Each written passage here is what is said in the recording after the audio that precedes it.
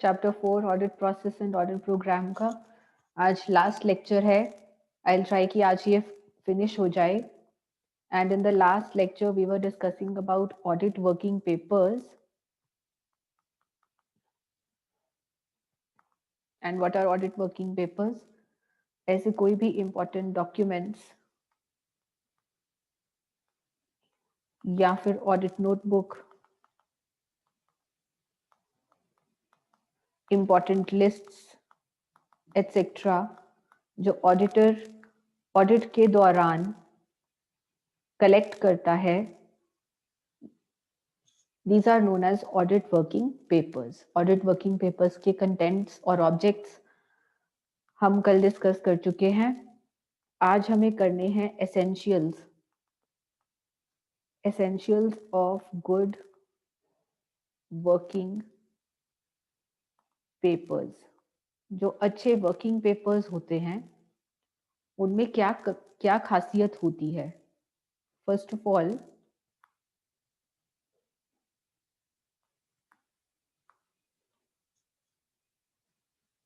Of all जो working papers हैं वो कंप्लीट होने चाहिए, पूरे होने चाहिए. कंप्लीट मतलब पूरे होने चाहिए. उसमें किसी भी तरह के अननेसेसरी फैक्ट्स मतलब कि बेकार की चीजें, बेकार के तथ्य उसमें नहीं होने चाहिए, वरना आपको कंफ्यूजन हो जाएगी रिपोर्ट बनाते हुए. जो भी तथ्य आपने वर्किंग पेपर्स के थ्रू कलेक्ट करे हैं वो फैक्ट्स होने चाहिए clear. Facts should be clear, स्पष्ट होने चाहिए. जो तथ्य हैं वो स्पष्ट हों, जिनको कि जल्दी से समझा जा सके. सारे वर्किंग पेपर्स को आप अरेंज करें सीरियली मतलब क्रमानुसार आप उनको अरेंज करें. जो आपने पहले ही इकट्ठा किया है वर्किंग पेपर उसको पहली सीरीज में लगाएं, दूसरे नंबर वाला दूसरी सीरीज पे लगाएं, ताकि आपको अगर कोई वर्किंग पेपर ढूंढना हो तो वर्किंग पेपर ढूंढना आसान हो जाए. तो सीरियल ऑर्डर वाइज उसको अरेंज करें. जो पेपर यूज करें वो अच्छी क्वालिटी का होना चाहिए. वर्किंग पेपर्स के लिए आप जो भी कागज इस्तेमाल कर रहे हैं उसकी क्वालिटी अच्छी होनी चाहिए, ताकि वो आप ज्यादा देर के लिए उसको संभाल कर रख सके और उसके फटने के या स्पॉइल होने के चांसेस ना हो. सब ऑडिट वर्किंग पेपर्स को बाइंड करवा लीजिए, जैसे आप बुक की बाइंडिंग करवाते हैं ना, वैसे एक जगह पे उसको बाइंड कर ले और सब वर्किंग पेपर्स एक जगह पे मिले एट वन प्लेस, एक जगह पे इकट्ठे हो, ऐसा सुनिश्चित करें अगर आप वर्किंग पेपर्स का पूरा लाभ उठाना चाहते हैं. सो ऑडिट वर्किंग पेपर्स के ये कुछ एसेंशियल्स हैं जो कि होने चाहिए. इसमें बेटा लास्ट आपका टॉपिक आता है कॉन्फिडेंशियल नेचर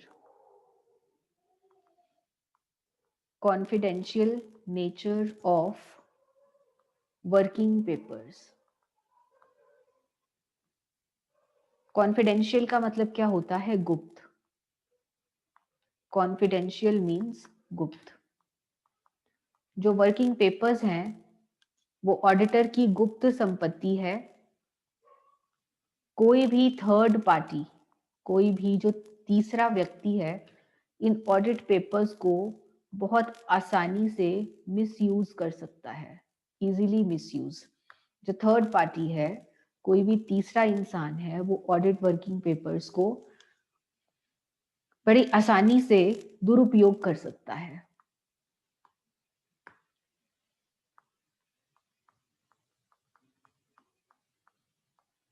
ठीक है जी. इसलिए इनको बहुत संभाल के रखना बहुत इंपॉर्टेंट होता है ऑडिटर के लिए. ये ऑडिटर की पर्सनल प्रॉपर्टी है और अगर इसमें इकट्ठी की गई इंफॉर्मेशन लीक आउट हो जाए, पता चल जाए, तो ऑडिटर के ऊपर चार्ज लग जाता है प्रोफेशनल मिसकंडक्ट का। Professional misconduct, what is professional misconduct? व्यावसायिक दुराचार। व्यावसायिक दुराचार का इल्जाम लग जाता है किसके ऊपर? ऑडिटर के ऊपर। सो ऑडिटर को चाहिए कि इन वर्किंग पेपर्स को बहुत ही संभाल कर रखे ताकि इसका दुरुपयोग ना हो पाए। ठीक है जी। इसके अलावा हमारा इसमें आज एक ही टॉपिक और पेंडिंग है, मेथड ऑफ चेकिंग। कि जो ऑडिटर है, जब वो बुक्स ऑफ अकाउंट्स को चेक करेगा तो उसको बुक्स ऑफ अकाउंट्स को चेक करते हुए क्या मेथड फॉलो कर सकता है वो। इसमें हमें एक मेथड ऑफ चेकिंग करना है, that is test checking. Test checking important topic है, इसके ऊपर आपका क्वेश्चन बन जाता है 5 मार्क्स में भी और लॉन्ग लेंथ में भी। सो इसको ध्यान से करना है। Test checking, what is test checking? भाई ऑडिटर के पास बहुत काम है, एक एक ट्रांजैक्शन को चेक करना उसके लिए पॉसिबल नहीं होता। तो वो क्या करता है, बहुत सारी ट्रांजैक्शंस में से कुछ ट्रांजैक्शंस को सैंपल बेसिस पर चेक कर लेता है और उसके बेसिस पर एज्यूम कर लेता है कि बाकी ट्रांजैक्शंस भी ठीक होंगी। This is known as test checking.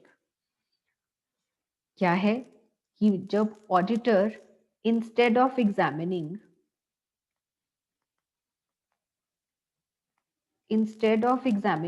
each and every transaction, एक एक ट्रांजैक्शन को चेक करने की बजाय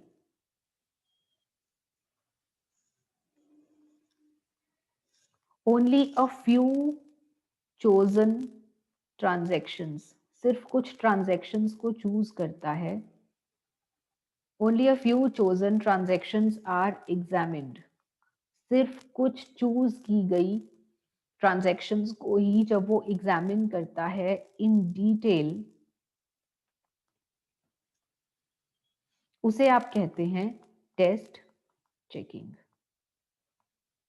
मान लीजिए एक ऑर्गेनाइजेशन की एक महीने में, 1 मंथ में 1000 ट्रांजैक्शंस हैं, सेल की, परचेज की, कैश की।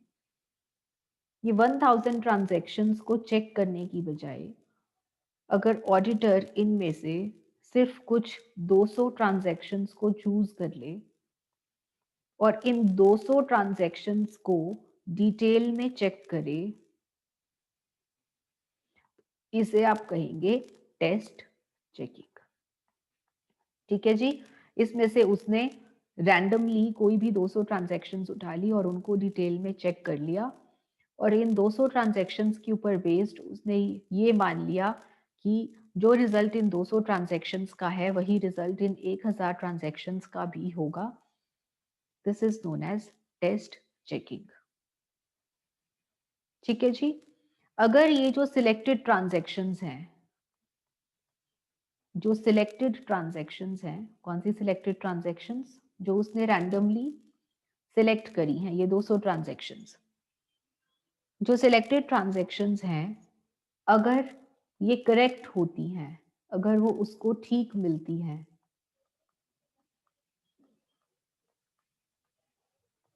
तो वो ये एज्यूम कर लेता है, मान लेता है,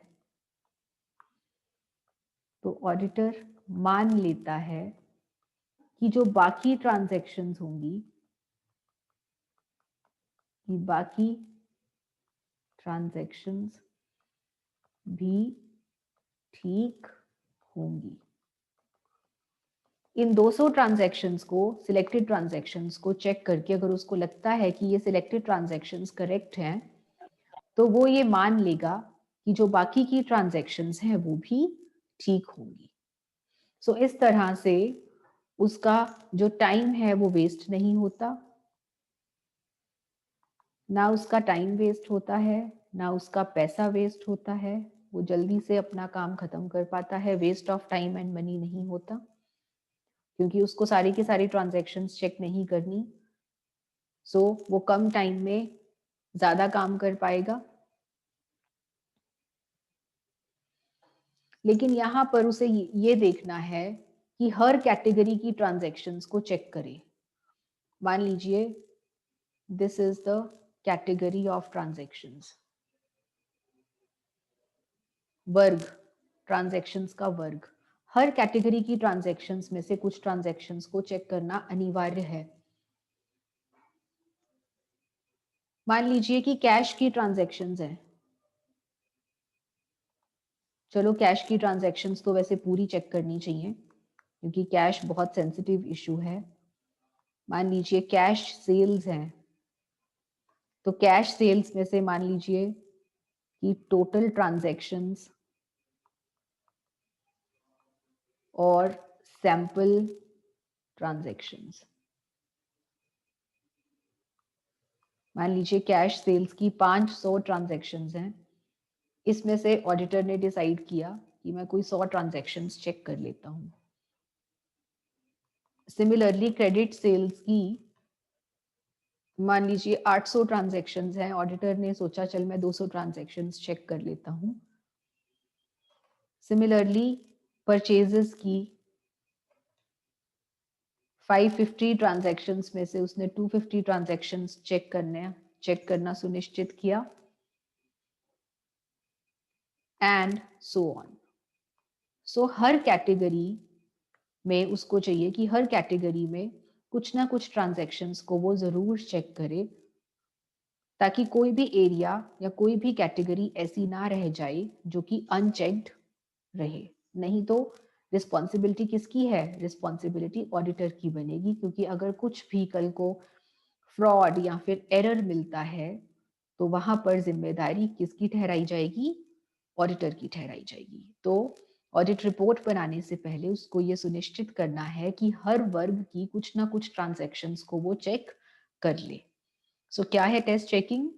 टेस्ट चेकिंग में जो ऑडिटर है वो सारी की सारी ट्रांजैक्शंस को चेक नहीं करता, बल्कि सारी ट्रांजैक्शंस में से कुछ ट्रांजैक्शंस का सैंपल ले लेता है और उन कुछ ट्रांजैक्शंस को डिटेल में चेक करता है, which is known as test checking. अगर सिलेक्टेड ट्रांजैक्शंस जो उसने सैंपल निकाला है, सिलेक्टेड ट्रांजैक्शंस क्या है? सैंपल। जो उसकी सैंपल ट्रांजैक्शंस हैं, अगर वो सैंपल ट्रांजैक्शंस ठीक निकलती हैं तो वो ये मान लेता है कि जो बाकी ट्रांजैक्शंस हैं वो भी ठीक होंगी। लेकिन टेस्ट चेकिंग करते हुए ऑडिटर को ये ध्यान रखना है कि वो हर वर्ग की ट्रांजैक्शंस को जरूर चेक कर ले। एलिमेंट्स क्या हैं टेस्ट चेकिंग के? एलिमेंट्स और कैरेक्टरिस्टिक्स ऑफ टेस्ट चेकिंग, विशेषताएं क्या हैं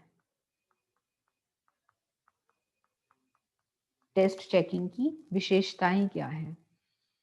फर्स्ट ऑफ ऑल इसमें सैम्पलिंग होती है। सैंपल लेने का मतलब क्या होता है? नमूना लेना। नमूना लेना, इसमें सैम्पलिंग होती है। बहुत सारी ट्रांजैक्शंस में से कुछ रिप्रेजेंटेटिव ट्रांजैक्शंस को सिलेक्ट किया जाता है।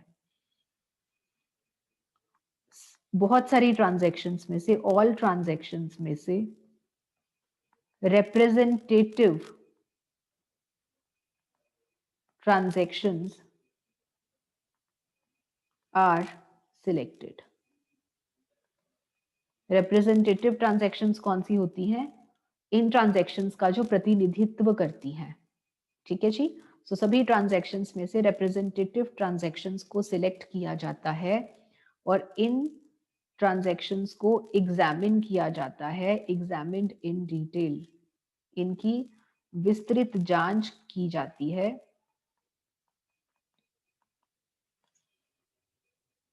और अगर ये रिप्रेजेंटेटिव ट्रांजैक्शंस करेक्ट मिलती हैं, ठीक मिलती हैं, तो ये एज्यूम कर लिया जाता है कि ये जो ऑल ट्रांजैक्शंस हैं, जो सारी की सारी ट्रांजैक्शंस हैं, ये भी ठीक होंगी। सो यहाँ पर पहला पॉइंट क्या है विशेषता का, कैरेक्टरिस्टिक्स का जो फर्स्ट पॉइंट है, that is test checking is based on sample. यहाँ पे सैंपल लिया जाता है। Second, representative. रिप्रेजेंटेटिव मतलब प्रतिनिधि। जो भी ट्रांजैक्शंस आप बहुत सारी ट्रांजैक्शंस में से चेक कर रहे हैं, वो ट्रांजैक्शंस उस कैटेगरी की ट्रांजैक्शंस को का प्रतिनिधित्व करें। ओके जी। जैसे कि आपने जनवरी में से कुछ ट्रांजैक्शंस उठा ली, फरवरी में से उठा ली, कुछ मार्च में से उठा ली, अप्रैल में से, मई में से, इस तरह से आपको हर मंथ में से कुछ कुछ ट्रांजैक्शंस उठानी है। और जब ट्रांजैक्शंस उठाएं तो आप ये सुनिश्चित करें कि हर कैटेगरी, हर वर्ग में से आप कोई ना कोई ट्रांजैक्शन जरूर चेक करें। तीसरा इसमें है स्कोप का पॉइंट। स्कोप का मतलब है दायरा। मान लीजिए टेस्ट चेकिंग करते हुए जो ट्रांजैक्शंस उसने सिलेक्ट करी थी, उसमें उसको कुछ ना कुछ फ्रॉड मिल गया, फ्रॉड या फिर एरर मिल गया। जब वो ये सैंपल चेक कर रहा था, तो सैंपल चेक करते हुए उसको कोई फ्रॉड या एरर मिल गया, तो अब ऑडिटर को क्या चाहिए? अब ऑडिटर को चाहिए कि वो अपना दायरा बढ़ाए। अब उसको अपना दायरा बढ़ाना चाहिए। मान लीजिए यहाँ पर कैश सेल्स की ट्रांजैक्शंस चेक करते हुए टोटल 500 ट्रांजैक्शंस में से जब उसने 100 ट्रांजैक्शंस को चेक किया, तो इन 100 ट्रांजैक्शंस में से उसको 10 ट्रांजैक्शंस ऐसी मिली जहां पे उसको कुछ गलती नजर आई। तो अब उसे क्या चाहिए? अब उसे चाहिए कि ना सिर्फ वो 100 ट्रांजैक्शंस चेक करे, बल्कि और ट्रांजैक्शंस एक्स्ट्रा चेक करे, अपने ऑडिट का जो दायरा है वो बढ़ाए, ताकि अगर इन बाकी 400 ट्रांजैक्शंस में से भी अगर उसको कोई ऐसी ट्रांजैक्शन मिले जिसमें कि फ्रॉड हो या एरर हो, तो वो उसकी रिपोर्टिंग कर सके। सो कहने का मतलब क्या है कि अगर सैंपल चेक करते हुए उसको कोई फ्रॉड या फिर एरर मिलता है, तो उसको अपने ऑडिट का दायरा बढ़ाना चाहिए और उसको अपनी चेकिंग और ज्यादा डिटेल में करनी चाहिए। नेक्स्ट पॉइंट है यहाँ पर इंटरनल चेक। और इंटरनल चेक का मतलब मैं आपको बार बार बता चुकी हूँ। इंटरनल चेक सिस्टम एक ऐसा सिस्टम है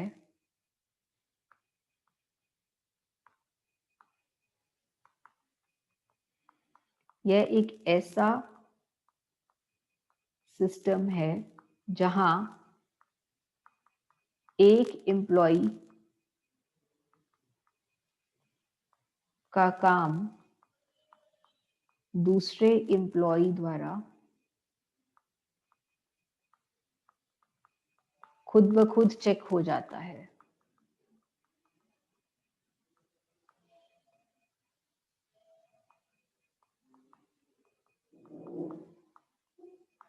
ठीक है जी। कैसे? मान लीजिए, इंटरनल चेक का एग्जांपल देती हूँ। मान लीजिए कि आपने कैश सेल करनी है। ये आपका कस्टमर आया। ये कस्टमर आपके सेल्स बॉय के पास जाएगा, जो वहां पे आपने सेल्स बॉय रखा हुआ है। ये सेल्स बॉय इसको जो भी सामान इसे चाहिए वो गुड्स इस कस्टमर को हैंड ओवर कर देगा। ठीक है जी। उसके बाद ये गुड्स, सेल्स बॉय जो है ये गुड्स कहाँ ले जाएगा? कैश काउंटर पर ले जाएगा। और कैश काउंटर पे एक अलग से पर्सन बैठा हुआ है, कैशियर। कैशियर बैठा है। ये जो कैशियर है इन गुड्स का बिल काटेगा और उसके बाद एक तीसरा पर्सन है जो कि पैकिंग बॉय है। ये कैशियर वो गुड्स पैकिंग बॉय के पास देगा और पैकिंग बॉय इन गुड्स को पैक करने के बाद उसमें बिल डालकर गेट मैन को दे देगा और जो गेट मैन है वो बिल को चेक करके कस्टमर को सामान हैंड ओवर कर देगा। तो देखिए यहाँ पे एक सिंगल ट्रांजैक्शन के लिए यहाँ पे 4 लोग इन्वॉल्व हैं। ये है पहला, ये दूसरा, ये तीसरा, ये चौथा। सेल्स बॉय का काम कैश काउंटर वाला चेक कर लेगा, कैशियर का काम पैकिंग बॉय चेक कर लेगा, पैकिंग बॉय का काम गेटमैन चेक कर लेगा। तो हर एम्प्लॉय का जो काम है वो खुद ब खुद नेक्स्ट एम्प्लॉय द्वारा चेक होता जाएगा। This is known as internal check. यही अगर आपने सिंगल ट्रांजैक्शन, ये कैश सेल वाली एक ही ट्रांजैक्शन एक ही पर्सन डील कर रहा होता, मान लीजिए यहाँ पर बाकी लोग ना होते, ये कोई भी नहीं है, सिर्फ ये है, सेल्स बॉय है, यही गुड्स देता है, यही गुड्स का कैश रिसीव करता है और यही पैक करके गुड्स को कस्टमर को हैंड ओवर कर देता है। तो यहाँ पे देखो कि सेल्स बॉय कभी ना कभी फ्रॉड कर सकता है,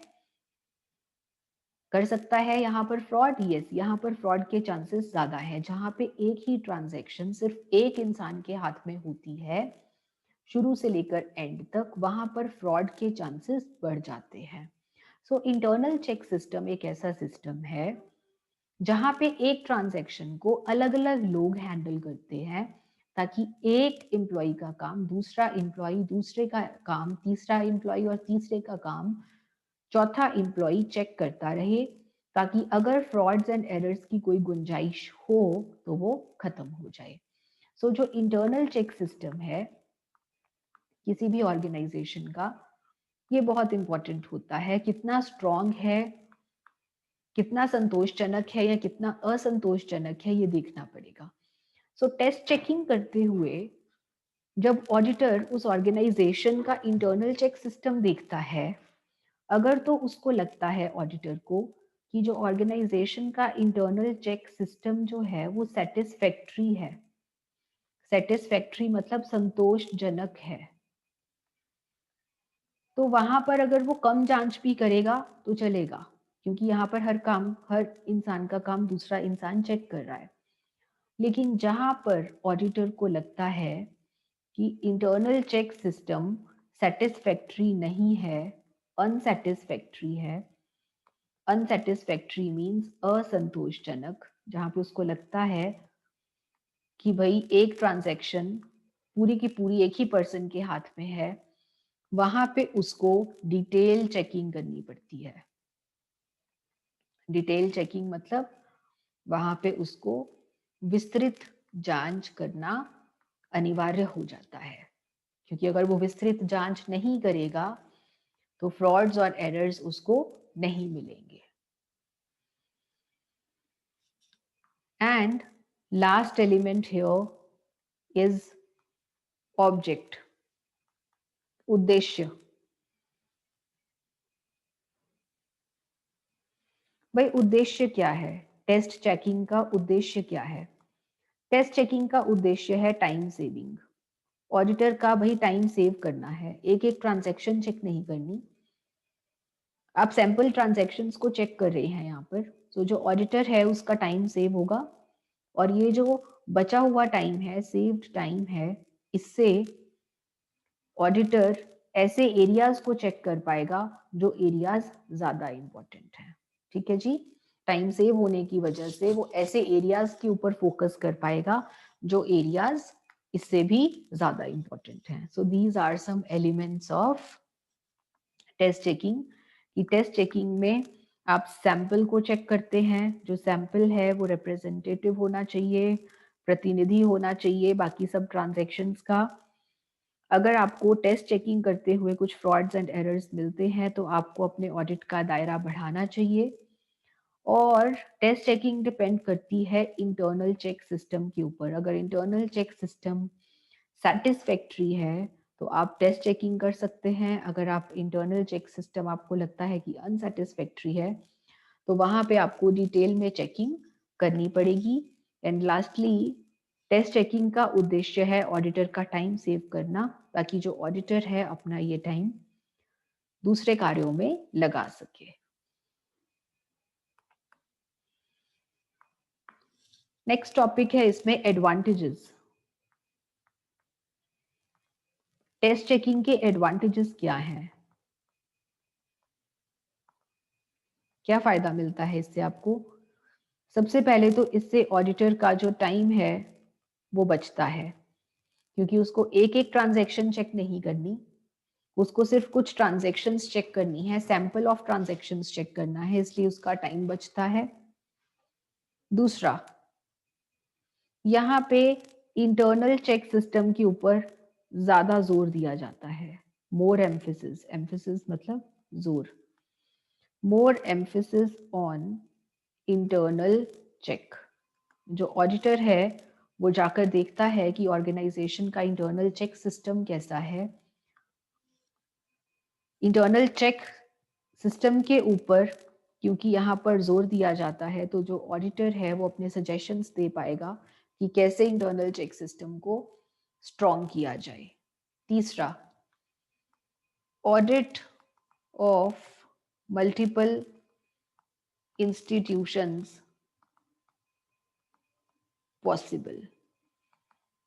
जो ऑडिटर है क्योंकि उसको एक एक ट्रांजैक्शन चेक नहीं करनी, तो वो अलग अलग ऑर्गेनाइजेशंस का ऑडिट कर सकता है, क्योंकि टेस्ट चेकिंग में कम टाइम लगता है, सो वो 3-4 ऑडिट्स इकट्ठे कर सकता है।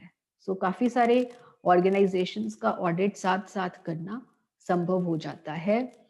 और टेस्ट चेकिंग में क्योंकि टाइम सेव होता है, सारी ट्रांजैक्शंस चेक नहीं करनी, तो जो काम है वो जल्दी कंप्लीट हो जाता है। Early completion of audit work, जो ऑडिट का काम है वो जल्दी खत्म हो जाता है, क्योंकि आपको सारी ट्रांजैक्शंस यहाँ पर चेक नहीं करनी है।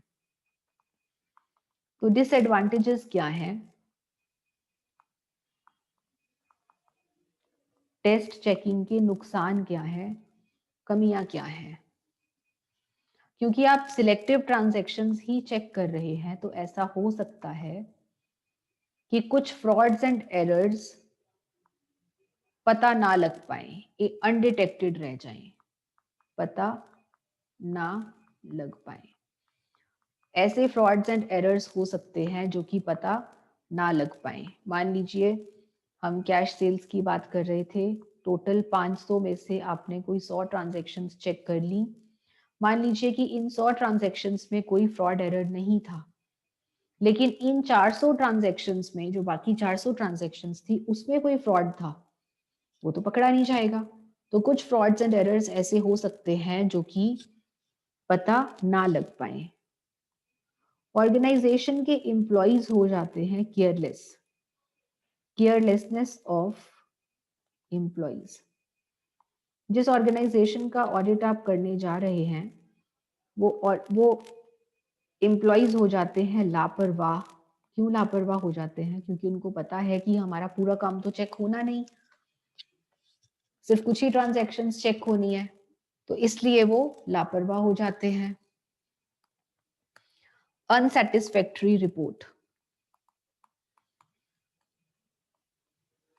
अब जो ऑडिटर है जो अपनी रिपोर्ट बनाएगा वो असंतोषजनक रिपोर्ट होगी। क्यों? क्योंकि उसने पूरा काम चेक नहीं किया, उसने सिर्फ कुछ ट्रांजैक्शंस चेक करी हैं, इसीलिए उसको खुद को तसल्ली नहीं रहेगी कि मैंने जो काम किया है वो ठीक किया है। कहीं ना कहीं उसके मन में एक डर रहेगा कि कहीं कोई ऐसी ट्रांजैक्शन छूट ना गई हो जो कि गलत हो। Increase in auditors responsibility. जो ऑडिटर की जिम्मेदारी है वो बढ़ जाती है। 500 में से आपने चेक करी सिर्फ 100 ट्रांजैक्शंस, आपने 100 ट्रांजैक्शंस का सैंपल लिया और 100 ट्रांजैक्शंस चेक करी, बाकी 400 ट्रांजैक्शंस चेक नहीं करी, लेकिन आप रिस्पॉन्सिबल पूरी 500 ट्रांजैक्शंस के लिए हैं। वो ट्रांजैक्शंस जो आपने चेक करी उनके लिए भी, और वो ट्रांजैक्शंस जो आपने चेक नहीं करी, आप उनके लिए भी जिम्मेदार हैं। तो अगर उन 400 ट्रांजैक्शन में कुछ गड़बड़ निकली तो नाम आपके सिर पे आएगा। ठीक है जी। सो यहाँ पर ऑडिटर की रिस्पॉन्सिबिलिटी सारी ट्रांजैक्शंस के लिए बनती है, ना सिर्फ सैंपल ट्रांजैक्शंस के लिए। इसलिए ऑडिटर की जिम्मेदारी जो है वो यहाँ पर बढ़ जाती है। प्रिकॉशंस क्या हैं, क्या सावधानियां बरतनी चाहिए? टेस्ट चेकिंग, भाई देखिए इतना टाइम तो ऑडिटर के पास होगा नहीं। प्रिकॉशंस, सावधानियां, देखिए ये बात तो सच है कि टेस्ट चेकिंग के कुछ डिसएडवांटेजेस हैं, कुछ नुकसान के पॉइंट्स हैं, लेकिन इसके बावजूद भी एक ऑडिटर के लिए ये पॉसिबल नहीं है कि वो एक एक ट्रांजैक्शन को डिटेल में चेक करे। साफ सी बात है, तो करनी तो उसको टेस्ट चेकिंग ही पड़ेगी। लेकिन क्या सावधानियां बरतनी चाहिए टेस्ट चेकिंग करते हुए? सावधानियां ये बरतनी चाहिए कि जब भी एज एन ऑडिटर आप किसी ऑर्गेनाइजेशन का ऑडिट करो तो आप ऐसी ट्रांजैक्शंस को सिलेक्ट करो जो कि रिप्रेजेंटेटिव ट्रांजैक्शंस हो। एक अच्छा सा सैंपल कलेक्ट करो, अच्छा सा सैंपल कलेक्ट करो और हर कैटेगरी, हर वर्ग का ट्रांजैक्शन, हर वर्ग का सैंपल इकट्ठा करो। रिप्रेजेंटेटिव ट्रांजैक्शंस फॉर सैंपल, अच्छा सा सैंपल कलेक्ट करो ताकि गलती की गुंजाइश ना रहे। ठीक है जी। हर एम्प्लॉय का काम चेक करो, each employees work should be checked.